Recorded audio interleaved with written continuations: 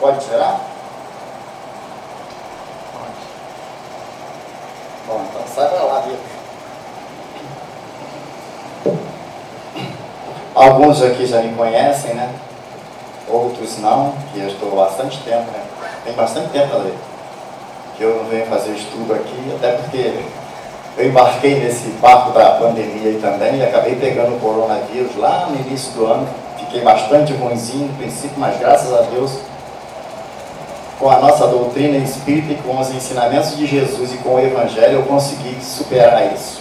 E olha que eu sou cardíaco, né? Tenho um problema cardíaco seríssimo, tenho 2 implantes, 2 stents no coração e sobrevivi a isso tudo. Então, estou aqui para contar uma história. Mas hoje nós vamos falar de Jesus, falar sobre Jesus, não de Jesus. Mas não do Jesus dos religiosos, não. Nós vamos falar do Jesus médico das almas, governador do nosso planeta Terra. Aquele que o Espiritismo abraçou a bandeira, né? Como o nosso irmão no início aqui colocou, né? O Espiritismo, né? Vivendo o cristianismo em rede viva. Então nós vamos contar, trazer a história de Jesus à luz da doutrina espírita. Primeiro, nós gostaríamos, né, de usar uma obra que é muito gostosa até de se estudar essa obra. Depois passaremos direto para o nosso Evangelho, o Evangelho segundo o Espiritismo. Esse livro é o livro A Caminho da Luz. Logo ali no princípio do livro, né, a primeira parte do livro vem falando sobre o construtor, aquele que deu início, né, à construção, todas as sínteses, tudo que existe no nosso planeta, da menor folha, da menor partícula, no sentido de construção, de criatividade, surgiu das mãos desse nosso irmão maior, que é Jesus. O livro é o A Caminho da Luz, pelo Espírito Emmanuel, psicografia de Francisco Cândido Xavier.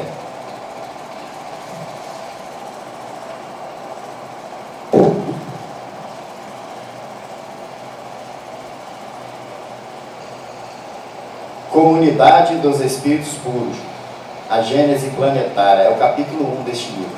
Vou dar só uma entrada assim aqui, nessa parte, onde traz para nós, né, a representação de Jesus na mão, né, de Jesus, a rédeas do nosso planeta.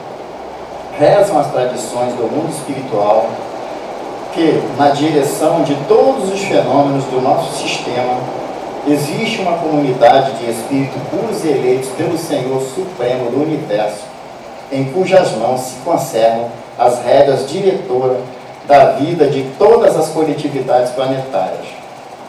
Essa comunidade de seres angélicos e perfeitos, da qual é Jesus um dos membros divinos, ao que nos foi dado saber, apenas já se reuniu nas proximidades da Terra para a solução de problemas decisivos da organização e direção do nosso planeta por 2 vezes no curso dos milênios conhecidos. A primeira verificou-se quando o orbe terrestre se desprendia da nebulosa solar, a fim de que se lançasse no tempo e no espaço as balizas do nosso sistema cosmogônico e os pródromos da vida da matéria em ignição do planeta. E a segunda foi quando se decidia a vinda de Nosso Senhor à face da Terra, trazendo à família humana a lição imortal do seu Evangelho de amor e redenção. Olha, uma comunidade de espíritos puros, junto com Jesus, os Cristos, né, se reuniram para tratar dos problemas da humanidade, né, do todo o planeta. E a gente, quando tem um problemazinho pequenininho com a nossa família, a gente quer meter o pé, sair fora e empurrar o problema para outro resolver. Então a primeira lição que o Cristo nos dá é de que o quê? Os nossos problemas vão deixar de existir se nós nos aproximarmos do Cristo, do Evangelho ou do Espiritismo? Não, né? Vão? Não, né? Se não vão desaparecer, então qual a finalidade dos ensinamentos de Jesus? Na nossa vida, no nosso cotidiano, na nossa situação planetária.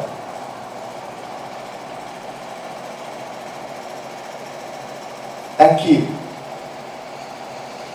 em nos aproximando de Jesus, em nos aproximando das leis divinas, através da nossa religião, nós aqui, por exemplo, espíritas, né, vamos colocar assim, nós vamos encontrar o quê? Consolação. Nós vamos encontrar informações, situações, maneiras de resolver os nossos problemas, de nos libertarmos dos nossos problemas, mas com o sacrifício, com o trabalho, não os eliminando, não, porque tudo aquilo que foi criado, que surgiu na vida, no cotidiano, não pode ser destruído. Não tem como nós destruirmos uma imperfeição nossa, não tem como nós acabarmos com essa imperfeição no sentido de destruí-la. Não, nós vamos apenas fazer o quê? Com o entendimento, com o ensinamento do Evangelho de Jesus, nós vamos trabalhar, né, buscando a solução desses problemas, mas não buscando a solução desses problemas no mundo exterior, não. Os nossos problemas começam no nosso interior, começa no nosso coração, no nosso sentimento. Tem uma passagem até, né, que Emmanuel faz até um comentário, né, de onde surge, né? Até tem palestras, muitas palestras falando sobre isso, origem das tentações, né? E tem uma partezinha no Evangelho da Bíblia que fala, né, que Jesus foi tentado no deserto. A nossa Gênese, né, a Gênese espírita, codificação kardeciana, traz para nós uma explicação sobre essa passagem. Jesus poderia ser tentado em alguma situação? Não, né? Por quê? Porque nós temos imperfeições na nossa origem, né? Mas Jesus não. Jesus é um ser perfeito, puro. Então, não tem como ele ser tentado, porque nós só somos tentados nas nossas imperfeições. Na ganância, né? Na intolerância, na falta de amor ao próximo, na arrogância, na intolerância, na impaciência. É onde a espiritualidade malfazeja trabalha. São nas nossas imperfeições. E outra coisa, eles não colocam nada em nós. Muito pelo contrário. Eles aproveitam os nossos descuidos, né? Principalmente na hora que nós entramos em situação de perturbação, como raiva, ódio, né? Desequilíbrio, ciúme. Todas essas imperfeições são portas abertas no nosso coração para que a espiritualidade malfazeja possa nos prejudicar. E muito mais do que isso ainda, porque todas as nossas enfermidades têm origem aí, nas nossas imperfeições. Então nós precisamos trabalhar os nossos sentimentos, as nossas emoções. Existe uma passagem, né, que é muito usada, né, em Delfos, né, que está na porta do templo, escrito assim: conheça-te a ti mesmo. Depois da frase, tem uma outra situação colocada lá: nada em excesso. A gente só consegue lembrar do conheça a ti mesmo, mas se olhar a frase toda, está lá: conheça-te a ti mesmo, nada em excesso. O doutor Joaquim Murti, né, ele faz um comentário num texto, vocês podem entrar depois na internet, no Google, procurar lá, conheça-te a ti mesmo.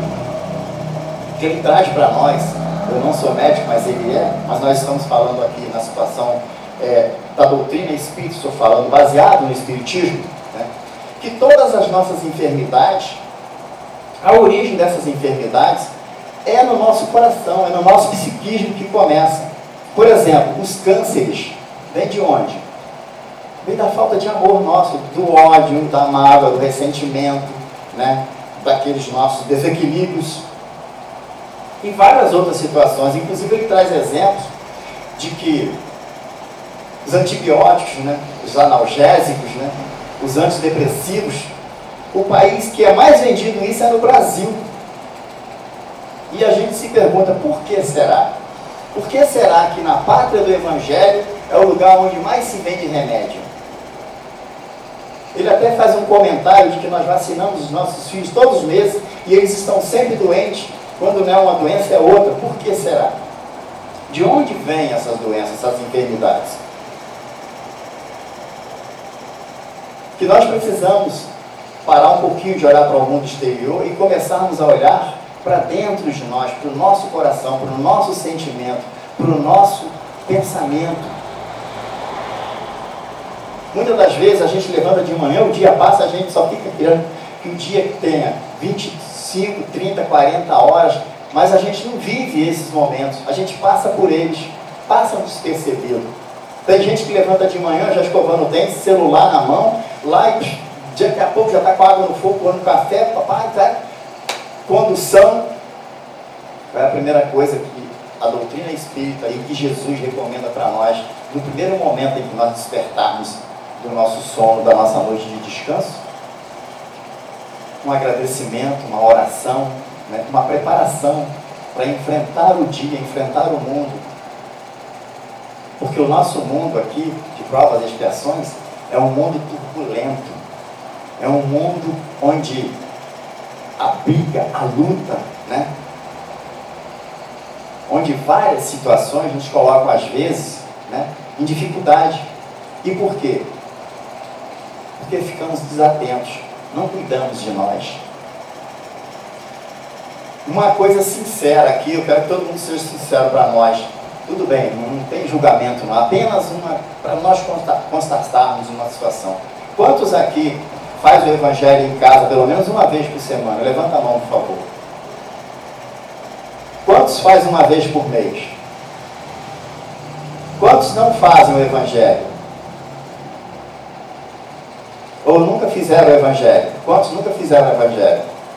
Muito bom, viu? Então, meus irmãos, o convite que eu faço, é um convite que eu faço. Tem um livrinho, né, chamado Evangelho segundo o Espiritismo. Você pode pegar a Bíblia, mesmo qualquer livro evangélico que tiver.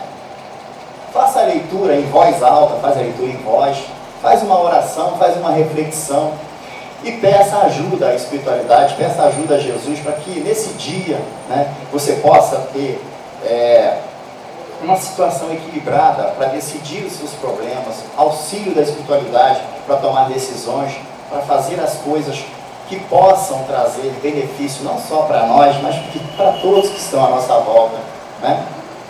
Façam essa experiência e quando eu voltar aqui, ou vocês voltarem aqui, entendeu? Tente se lembrar, poxa, deu certo. Aquele meu irmão me deu um conselho, uma situação, eu usei, funcionou, deu certo. E aí, se deu certo, continue e faça com mais frequência e procure aprofundar mais, principalmente quando é feito com o coração. E se ainda não deu certo, meu irmão, não desista não, continua tentando, que uma hora você vai observar, vai perceber que, opa, está funcionando. Porque nós precisamos de uma coisa chamada tempo. Às vezes, nós queremos usar o nosso tempo, mas o tempo não é nosso, o trabalho é nosso, o tempo é o de Deus, é o de Jesus. Porque às vezes a gente arrasta a corrente por tanto tempo, puxando a corrente, né, tudo agarrado nela, quando chega um tempo, a corrente está tão pesada e a gente está com o corpo tão cansado e tão despercebido, que a gente acaba fazendo a coisa e ela vai funcionando, mas como é algo que demora a funcionar, a gente não percebe, porque carregamos o peso por tanto tempo, né? O sujeito carrega aí 1 tonelada todo dia durante um ano. Quando chega um dia e começa a carregar 100 quilos, ele não vai perceber que está diminuindo, saiu 900 quilos, ele vai perceber assim, quando ele começar a tomar consciência, opa, não estou carregando mais aquela 1 tonelada, agora é 100 quilos, é menos peso, não preciso fazer tanto esforço. Porque a gente anda naquela situação, né, de, sabe, vamos na coletividade, assim, na onda, né? Pegamos a onda e vamos embora. Eu vou trazer para vocês aqui uma passagem de Jesus, uma demonstração de amor que nem nos textos bíblicos a gente vai encontrar.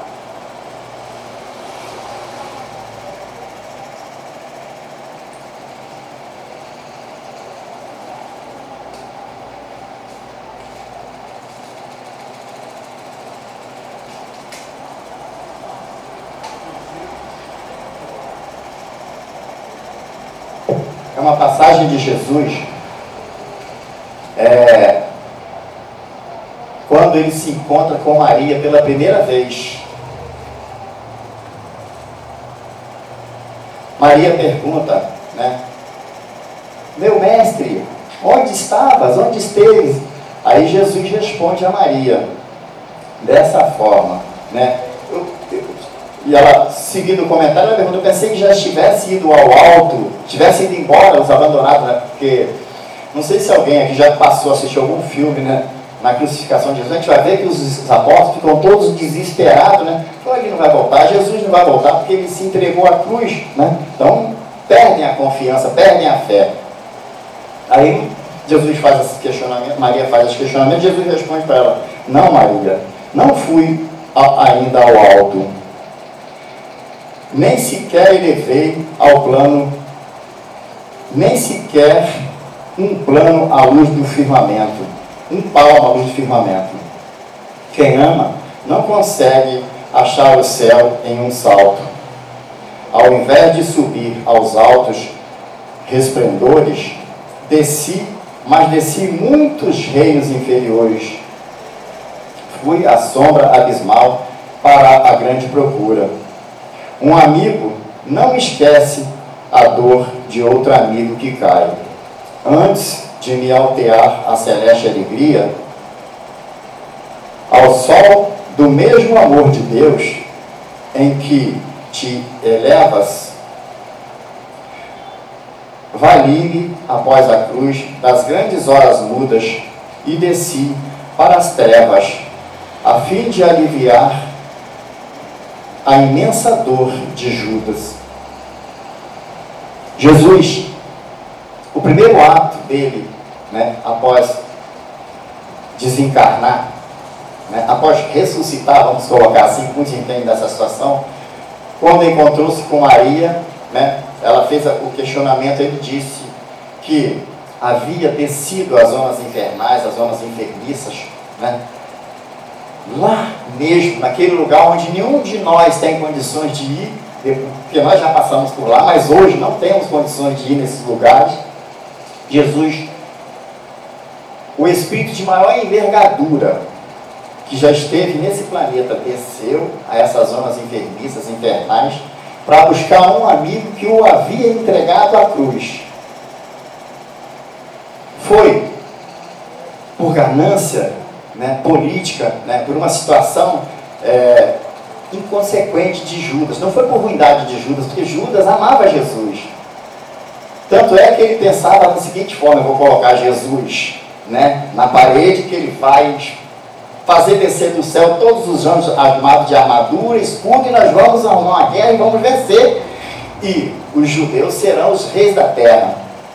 Só que não foi isso que aconteceu, porque a mensagem de Jesus não era essa.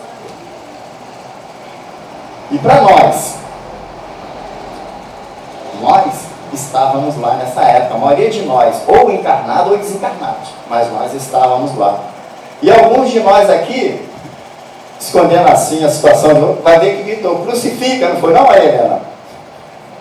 Alguns de nós, crucifica, mandou até crucificar Jesus. Então, também estávamos nesse barco. Então não adianta apontar o dedo para os nossos irmãos que fizeram essa arte, não, porque nós já estávamos aqui com Jesus. Então Jesus deu a maior demonstração de amor para nós duas vezes.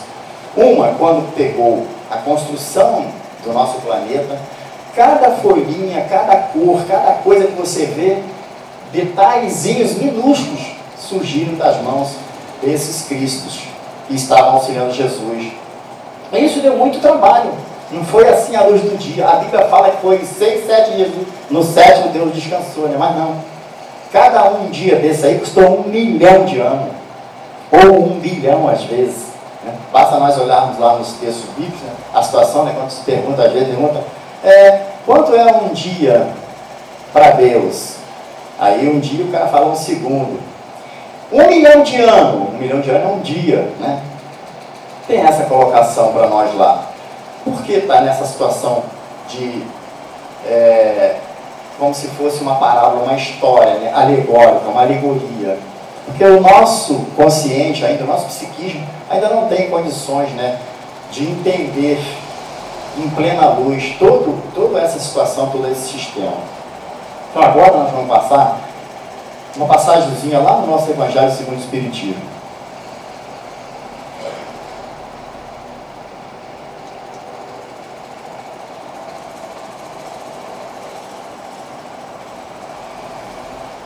Ali está caindo uns pedaços aqui.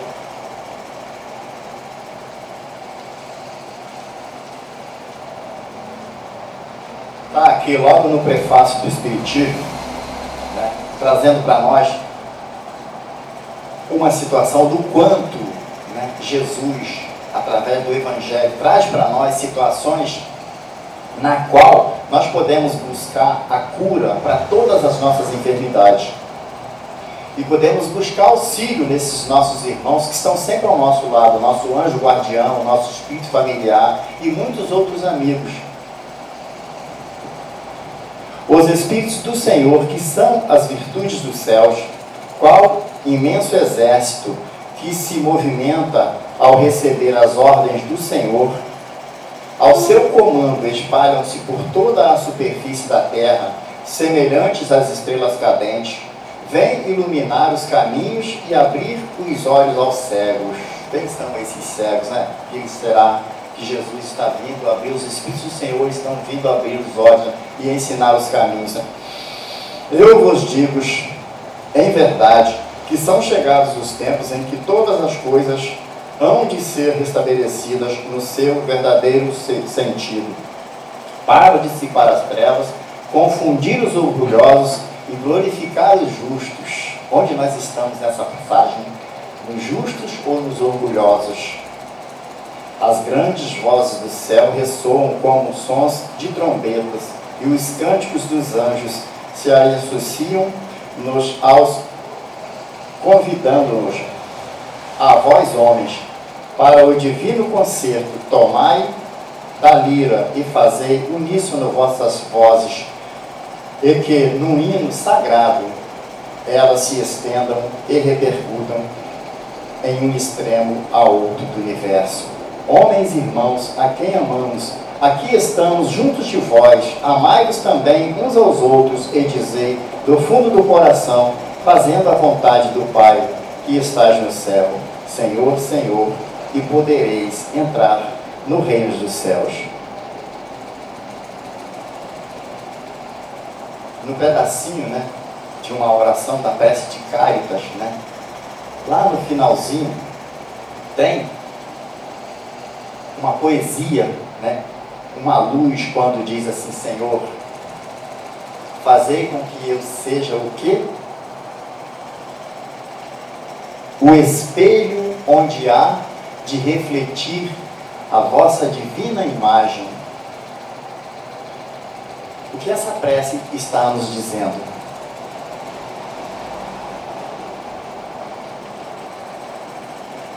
Hoje não é imperativo, não, Maria?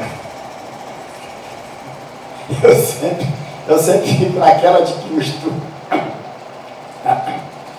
Então, essa mensagenzinha lá do finalzinho, terminando a oração da prece de Cáritas, né? Fazei com que eu seja o espelho onde há de se refletir a vossa divina imagem. Está dizendo para nós o quê?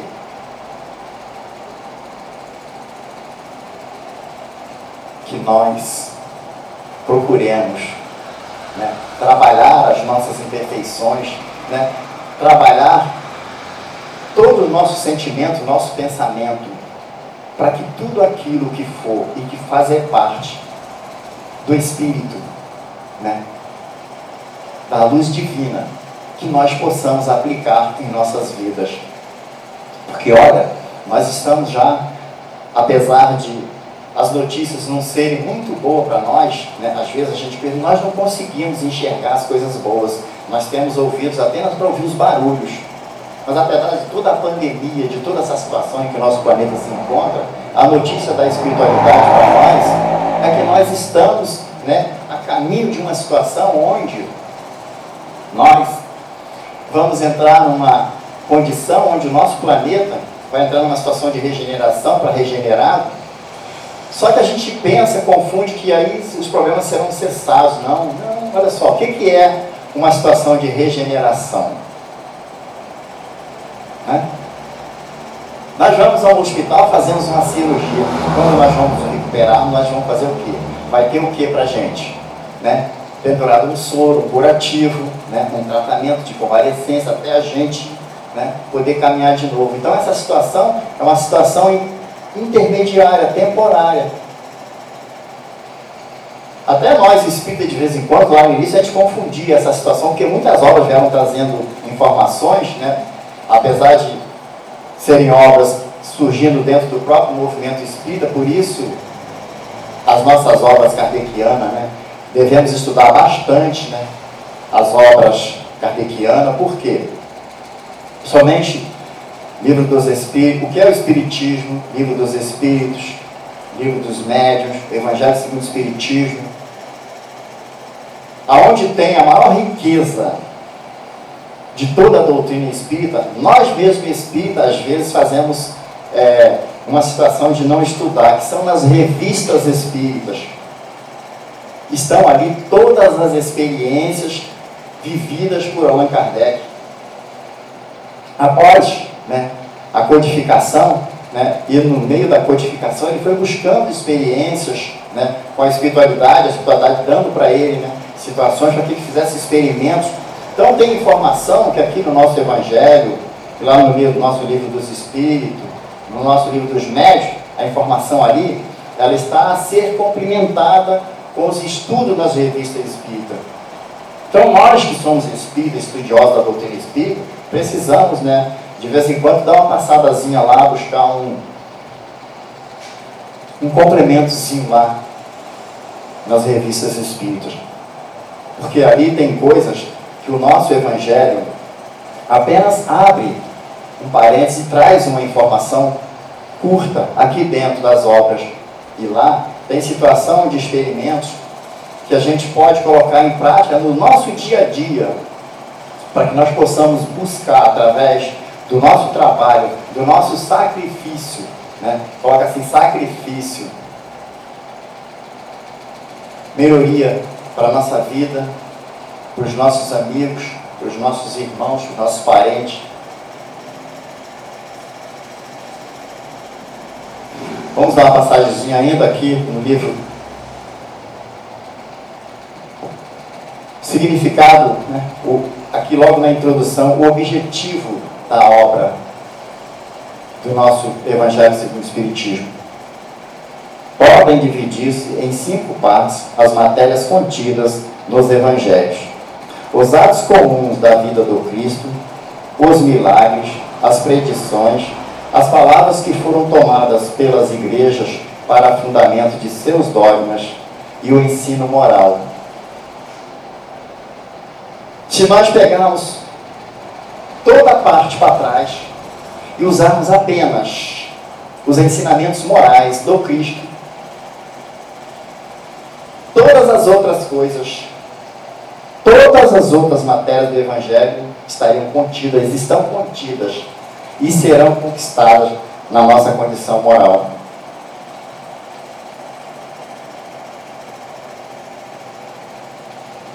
As 4 primeiras têm sido objeto de controvérsias. A última, porém, conservou-se constantemente inatacável. Diante desse código divino, a própria incredulidade se curva. É terreno onde todos os cultos podem reunir-se estandarte, sobre a qual podem todos colocar-se, qualquer que sejam suas crenças, porquanto jamais ele constituiu matéria de disputas religiosas, que sempre e por toda parte se originaram das constitui aquele código uma regra de proceder que abrange todas as circunstâncias da vida privada e da vida pública, o princípio básico de todas as relações sociais que se fundam nas mais rigorosas justiças e, finalmente, e acima de tudo, é roteiro infalível para a felicidade vindoura, o levantamento de uma ponta do véu que nos oculta a vida futura. Essa parte é que será objeto exclusivo desta obra. Então, os ensinamentos de Jesus, olha, quando ele fala que nós, usando os ensinos morais de Jesus, nós podemos usar esses ensinos morais na nossa vida toda, na nossa relação social, né? Na nossa relação espiritual, no nosso relacionamento conosco mesmo. A gente costuma trabalhar a situação, principalmente no aprendizado, né, dos evangelhos, trabalhar com o outro. Jesus lá, né, traz uma mensagem assim, qual é o maior do mandamento? Querendo experimentar Jesus, os doutores da lei, né, lá em Israel, né, os judeus queriam botar Jesus na parede e perguntam para ele, qual o maior do mandamento? Aí Jesus responde, amar a Deus acima de todas as coisas. E o segundo, o próximo como a ti mesmo. Amar a Deus acima de todas as coisas e o próximo como a ti mesmo. E aí a gente se pergunta, nós conseguimos usar esse segundo mandamento aí? Lá uma vez ou outra a gente ainda consegue, né, segurar que nós ainda oscilamos.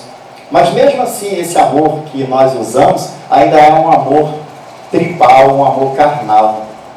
Porque o amor divino, ele independe de qualquer coisa. E nós, no mundo de provas e expiações, como espírito de provas e expiações, em quais mais algum tempo adiante, nós ainda vamos levar muito tempo até nós conseguirmos conquistar esse amor próprio nosso e passarmos para o nosso irmão. Porque quando nós conseguirmos adquirir, né, esse benefício, essa perfeição, nós não vamos mais sermos nutridos pelo amor do outro. Nós vamos nos nutrirmos com o nosso amor. Por enquanto, nós somos nutridos pelo amor de quem? Pelo amor de Deus, pelo amor de Jesus. Esta é a oportunidade que nos está sendo dada para que nós, recebendo esse amor, que nós possamos dividir esse amor divino com todos os nossos irmãos.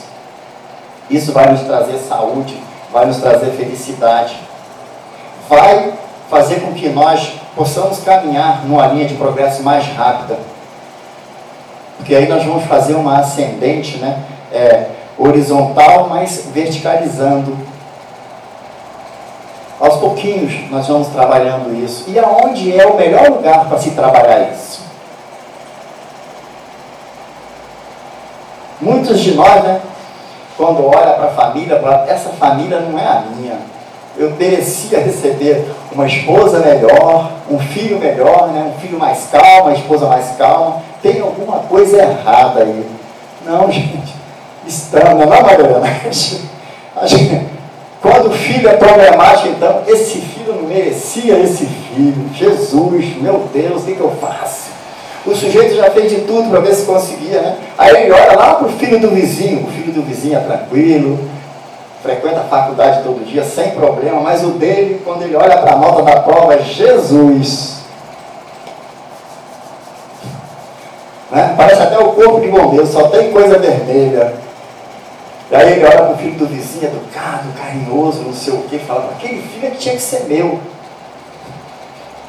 Né?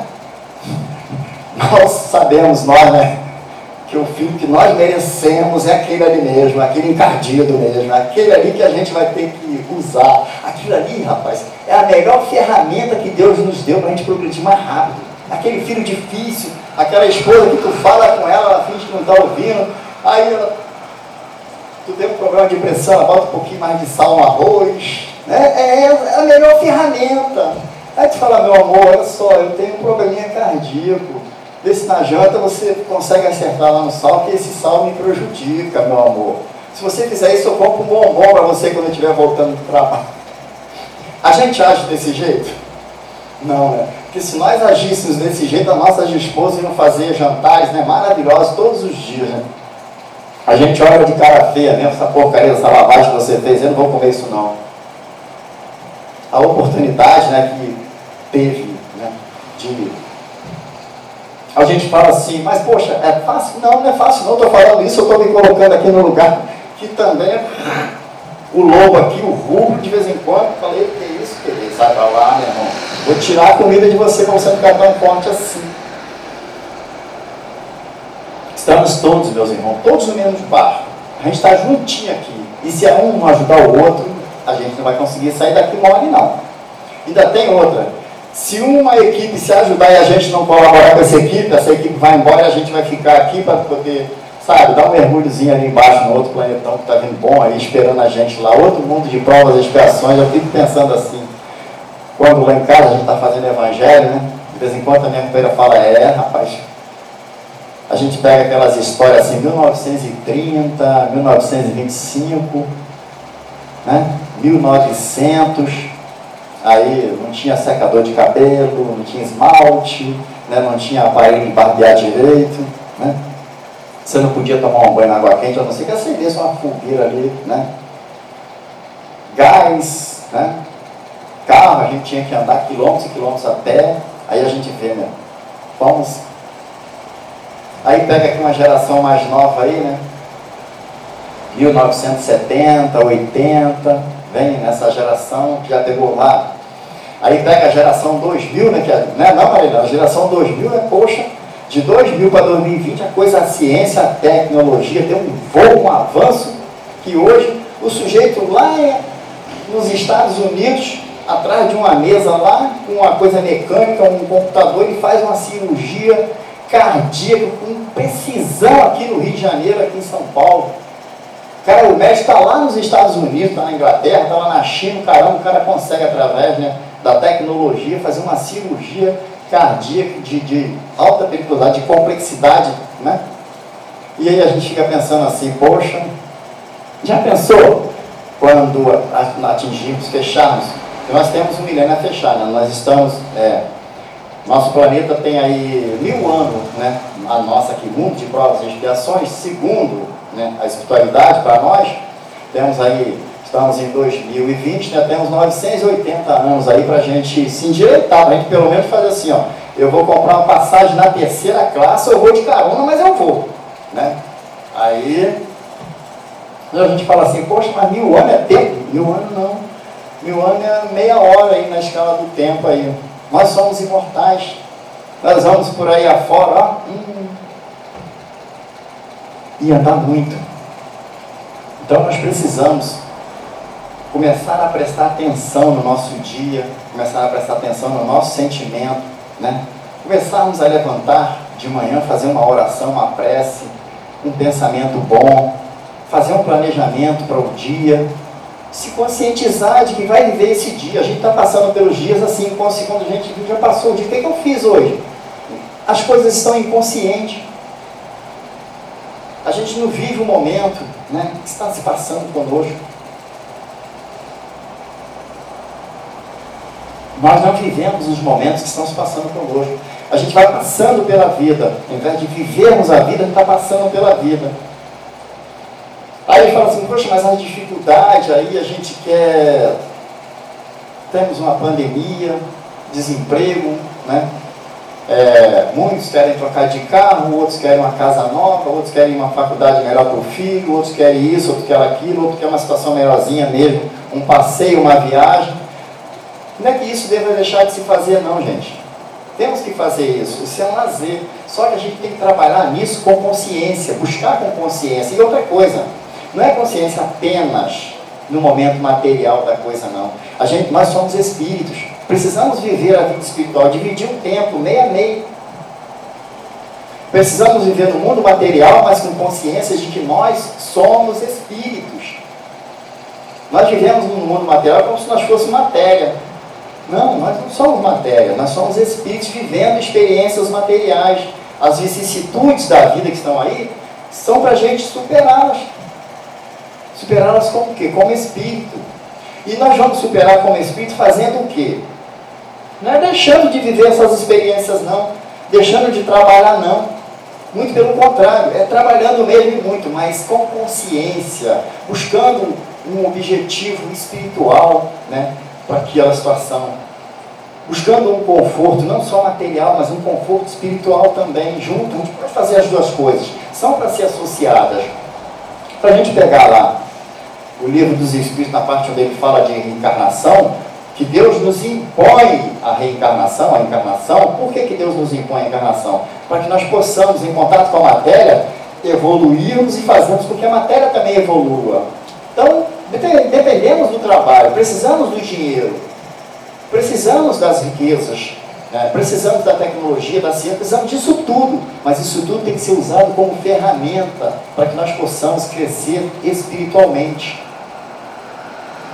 Quanto mais nós evoluirmos espiritualmente, as nossas doenças vão deixando de existir. Por quê? Porque nós já não vamos passar a precisar menos delas. E cada vez que evoluímos um pouquinho, menos carga de peso a gente vai carregar. Mas isso tem que ser feito com consciência, com coração, né? Porque tem muita coisa que a gente planeja para se fazer, mas ainda naquela situação externa só não. Vamos dar uma olhadinha no sentimento. Qual o sentimento que nós estamos sentindo? Então, pensa assim, coloca o pensamento no coração. Tem amor dentro do nosso coração? Tem amor aí, ó. O que nós precisamos fazer é abrir caminho para que esse amor venha, para que ele se exteriorize. Só isso. E o que mais nos atrapalha nessa situação é o orgulho, o egoísmo, né? Isso é o que mais traz problemas para nós. Por exemplo, a gente comete um erro, a gente não tem coragem de se abrir, né? Peraí, eu errei, sim, errei. Pô, mas por que eu errei? O que me levou a cometer esse erro? Bom, isso. Primeira coisa, se perdoar. E segunda coisa, pedir perdão ao prejudicado por aquele nosso erro. Fácil. Nem se perdoar, nem a gente se perdoar, a gente comete um erro, a gente fica nervoso, estressado, né? Caraca, meu, não podia acontecer isso comigo, eu não estou nessa ainda. Natural. Estamos na condição de espíritos de provas e expiações. Vamos aproveitar esse erro para fazer um acerto, dar um pulo, um salto. E como nós vamos fazer isso? Primeiro, se perdoar. Segundo, perdoar, pedir perdão àquele que nós prejudicamos e reparar o nosso erro, né? Ir lá e consertar o nosso erro. Ressarcir do prejuízo aquele nosso irmão. Que aí nós vamos ficar o quê? Quando nós acertarmos as nossas contas com os nossos irmãos, certamente Deus vai olhar para nós e dizer, acertou a conta comigo também. Sua dívida será perdoada. Tem um jurinho baixinho aí, mas você já pagou. Mas enquanto a gente estiver naquela de que não, eu quero, a justiça é minha, a razão é minha, a justiça não é nossa. A justiça é de Deus. Porque justiça, a gente tem uma consciência de justiça, um entendimento de justiça muito diferente de justiça mesmo verdadeira. Você vê, hoje mesmo eu estava vendo uma situação que houve no Rio lá, uma passeata lá, os nossos irmãos queimando o ônibus, depedrando tudo, gritando, o ódio chegar, dá para ver, sabe, aquela nuvem negra de ódio sair da boca assim das pessoas gritando, justiça, justiça. Justiça se faz com amor. Justiça se faz com construção, não destruição. E isso nosso Evangelho nos ensina. Então nós precisamos, né, nessa caminhada, nessa jornada em que estamos vivendo, né, essa situação de pandemia. Por que será, né, que Deus permitiu que tivéssemos uma situação dessa? Agora, né, entrando, renovando, né, dando início a uma situação nova, né, para nós. Alguém aqui já se perguntou para que serve essa pandemia? Qual o ensinamento que está sendo oferecido para que eu possa aprender com isso?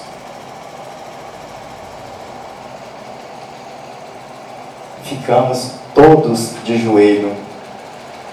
Essa doença veio mostrar para a gente que nós somos pequenos diante de qualquer coisa que não seja amor. E se a gente não se ajudar, se a gente não começar a se unir ali para poder colaborar, né, para que isso passe, vai ficar muito tempo por aí. Muito tempo mesmo, e muitas vidas serão ceifadas com essa pandemia. Ainda. Nós temos ouvido falar de vacina, vacina disso, vacina daquilo, mas a vacina melhor que nós podemos buscar é a vacina espiritual. Aí a cura vem de verdade. Enquanto nós estivermos buscando cura numa agulha, num comprimido, a gente vai ficar sofrendo. Ela vai passar, se encolher, e nós sabemos que todo o organismo vivo, ele é inteligente. Vamos arrumar uma medicação, né? Vamos fazer que a vacina chega, aí o vírus vai e faz o quê? Toda a informação que ele puder, né, colher do que está acontecendo, ele vai. Aí daqui uns 10 anos, 20 anos, ele volta de novo. Aí quando ele volta muito mais inteligente do que era. E aí ele vai trazer de verdade uma situação difícil para nós. Então, que possamos orar para os nossos irmãos do lado, na nossa família, né, os amigos. Vamos ver se estamos precisando de alguma coisa. E não precisa ser algo material, não. Uma palavra de conforto, um bom dia, uma boa tarde, um sorriso. Principalmente dentro do nosso lar, que é onde a coisa fica mais difícil. Ficou mais difícil. Papai do Céu botou todo mundo, né, numa caixinha e falou: agora vocês se resolvem, né? A gente é porco espinho, né? De vez em quando se esbarra no outro, a gente se equilibrando, né? As nossas imperfeições ainda. Então é para a gente trabalhar as nossas emoções, os nossos sentimentos. Foi para isso que serviu essa doença aí, então vamos fazer bom proveito dela. Muito obrigado a todos vocês, uma boa noite, que possamos voltar aos nossos lares, aos seus e nossos familiares em paz e segurança, e que Jesus seja sempre a luz do nosso caminho, que é para a gente não tropeçar na primeira pedra que surgir na nossa frente. Davi, é contigo.